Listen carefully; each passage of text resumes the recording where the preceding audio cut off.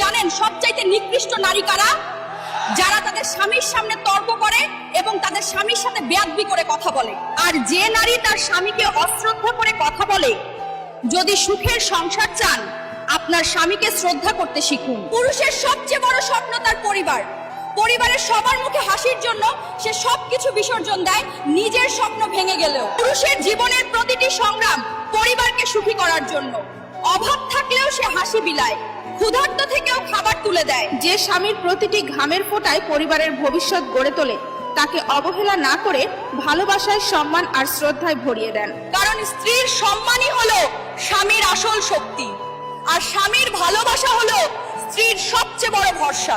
আমি একজন নারী হয়ে বলছি, স্বামী শুধু সংসারের চালক নয়, সে আমাদের আনন্দের সূর্যরশ্মি এবং আশার আলো। যদি তাকে সম্মান করেন তবে পরিবার আলোয় ভরে উঠবে। ঠিক যেমন বেশি লবণ তরকারির স্বাদ নষ্ট করে দেয়, একইভাবে স্ত্রী যদি অতিরিক্ত কিটকিট করে তবে পরিবারের ভালোবাসা নষ্ট হয়ে যায়। যেমন ঝাল বেশি হয়ে গেলে তরকারি যেমন মুখে দেওয়া যায় না, ঠিক তেমনি পারিবারিক জীবনে যখন সন্দেহ অতিরিক্ত বেড়ে যায় তখন সম্পর্কটা টিকতে পারে না। ধন্যবাদ সবাইকে, ভালো থাকবেন সবাই।